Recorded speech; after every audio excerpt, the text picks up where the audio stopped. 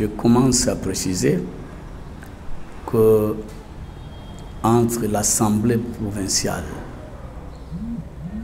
et le ministère de l'Intérieur au niveau national, il n'y a aucune passerelle entre les deux.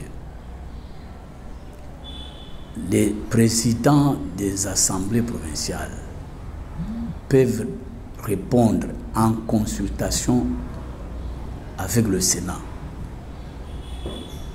s'il y a nécessité, pas autre chose. Donc c'est la loi. Je peux même vous lire ici, quand vous prenez la loi sur la décentralisation, la loi 08/012 du 31 juillet 2008, telle que modifiée à ce jour, quand vous prenez le chapitre, le titre 3 des rapports entre le pouvoir central et la province, chapitre 1er de la collaboration entre le Parlement et l'Assemblée provinciale. Vous prenez l'article 60. L'Assemblée provinciale participe à la constitution du Parlement par l'élection des sénateurs. Et l'article 61, dans sa mission constitutionnelle de représentation des provinces, le Sénat peut à tout moment consulter les présidents des assemblées provinciales. Ça, c'est alinéa 1er. Alinéa 2, l'Assemblée nationale et le Sénat peuvent par ailleurs dépêcher dans une province une délégation des parlementaires pour une mission ponctuelle. Je vois ici, vous allez chercher dans les lois, vous ne trouverez nulle part le ministre provincial, le ministre national plutôt, de l'Intérieur, qui appelle le président pour consultation. Je crois pour consultation, c'est déjà défini, c'est le Sénat qui doit le faire. Ça, c'est une pratique qui est née de la période du ministre de l'Intérieur, je crois que c'était Excellence Chadari, qu'on a vu des choses comme ça. Moi, je crois que c'est une violation de la loi. Et ce ne sont pas des pratiques qui doivent persister, parce qu'on les fait souvent, c'est pour protéger X, Y, si quelqu'un est déchu de ses fonctions, et on commence à chercher des prétextes, l'insécurité et tout ça, qu'à cela ne tienne, parce que le cas ici du Tanganyika, c'est compliqué. On a vu, on va même sceller le bureau. Le bureau ne doit pas être scellé. Je crois que l'esprit même de Telegram, même si c'est une ingérence intolérable, on ne peut pas accepter ça. On ne peut pas accepter ça. Je crois que les gens doivent se référer à la loi. Comme nous disons que nous sommes dans un état de droit, on doit se référer à la loi. Si on est déchu, mais on introduit des recours. Et le recours, c'est où? C'est la Cour constitutionnelle. Ça s'arrête là. Et non chercher d'autres histoires pour dire non, voilà, des réclamations du genre, nous sommes du parti au pouvoir, tout ça. Mais non, le parti au pouvoir ne peut pas être au-dessus de la loi. La loi doit être respectée et la loi est faite pour tout le monde. Et dans quel cas le bureau du Sénat doit faire appel au bureau de l'Assemblée provinciale? C'est à tout moment. À tout moment, quand il y a un problème de consultation, comme on a dit. Des autres, comme ce qui s'est passé à l'Assemblée provinciale? Bon, c'est peut-être le cas aussi que le Sénat peut se saisir pour demander. Et ici, c'est une occasion aussi d'appeler le Sénat, d'interpeller les ministres au niveau national. Je ne sais pas s'il a quelle prérogative pour commencer à appeler les présidents des assemblées en consultation. Vous savez qui, pour dire quoi? Il a évoqué, le ministre, puisque vous évoquez les raisons utilisées par le ministre national de l'Intérieur, il y a l'aspect insécurité que pourrait éventuellement causer cette déchéance ici en province. Croyez-vous qu'il y a eu lieu de parler d'insécurité? C'est un prétexte.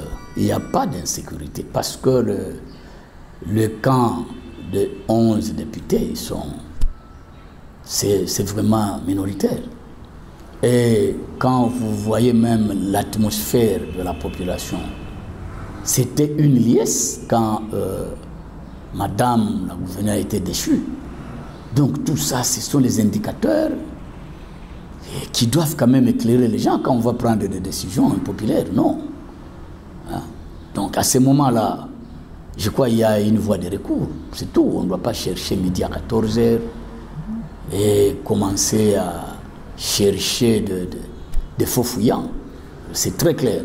Vous avez évoqué le cas de forme de recours que l'on pourrait utiliser éventuellement en cas de déchéance. Vous avez dit que la dame pourrait recourir à la Cour constitutionnelle. Et si elle l'a déjà fait, prenons cette hypothèse, serait-il encore important de rappeler les gens qui cherchent pour consultation? C'est que moi je ne comprends pas. Heureusement que vous raisonnez comme moi. Bon, on doit attendre l'arrêt de la Cour, c'est tout. C'est la Cour qui doit trancher. C'est ce dans la logique des choses, c'est ce qui a toujours été fait en cas de pareille situation. Faire autrement, c'est le gangstérisme politique. Doit-on attendre à ce que la Cour se prononce pour que le ministre aussi autorise l'ouverture de l'Assemblée? Le ministre n'a aucune compétence d'autoriser ou de fermer. Je vous dis, c'est au biceps. On fait des choses, on ne comprend pas, on les fait pour les faire. Je vous dis qu'il n'a pas compétence de mettre son doigt dans les histoires des assemblées. Mais la loi est très claire, c'est pas moi qui fait. Mais le Sénat n'est pas encore saisi? Non, le Sénat doit suivre la situation. En principe, le Sénat, parce que c'est le Sénat qui est l'émanation des assemblées provinciales, le Sénat doit ouvrir l'œil pour suivre. Ça, c'est en principe, mais en pratique, est-ce que le Sénat... Mais c'est ce que nous disons, il y a des pratiques. Je vous dis, il y a une pratique qui est née à la période, à cette époque-là, où vous commencez à faire l'ingérence dans le quoi. Je crois que le Sénat doit prendre les choses en main. Et même les banques sont fermées parce que tout simplement le fait m'a autorisé qu'on ferme l'Assemblée provinciale au nom du bureau de l'Assemblée provinciale.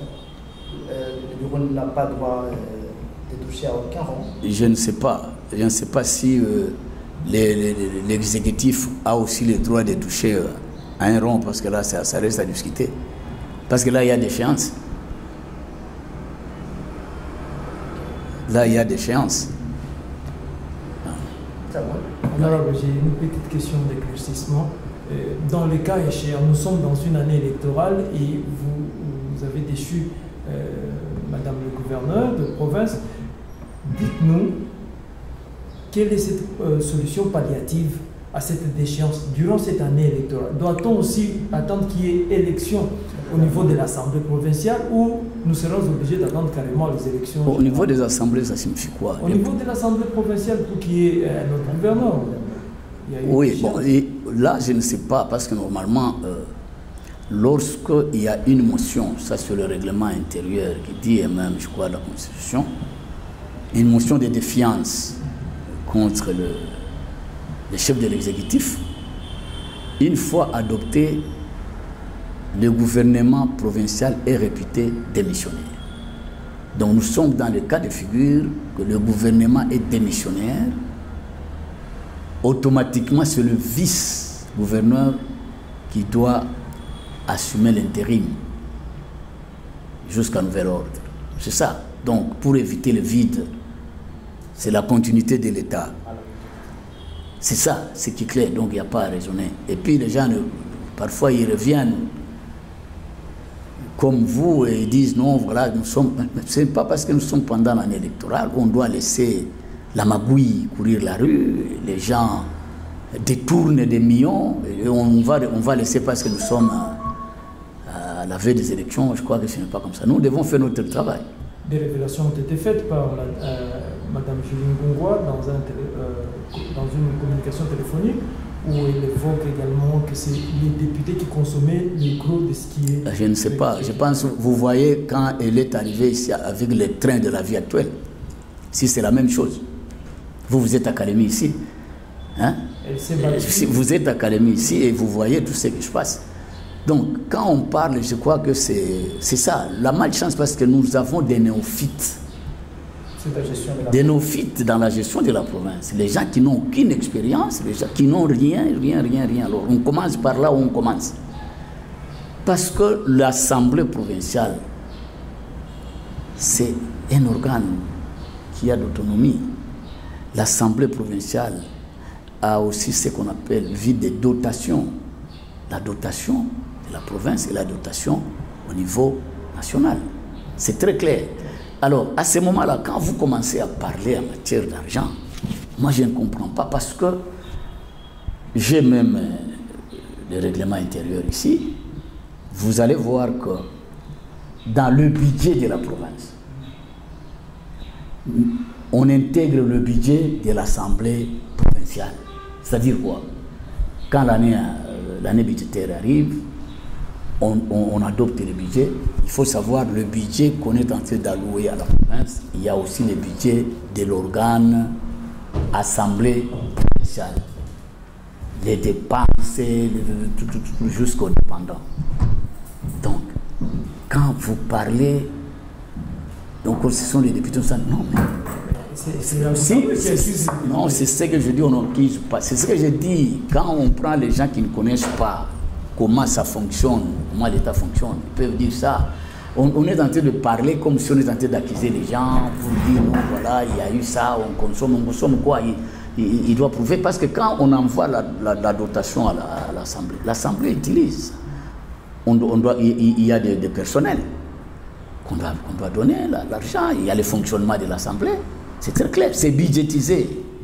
Ce n'est pas l'argent qui vient comme ça où on ramasse. Peut-être s'il donne l'argent comme elle veut donner, à ce moment-là, elle va se justifier. Moi, je sais que quand cet argent arrive, je pense qu'il y a quand même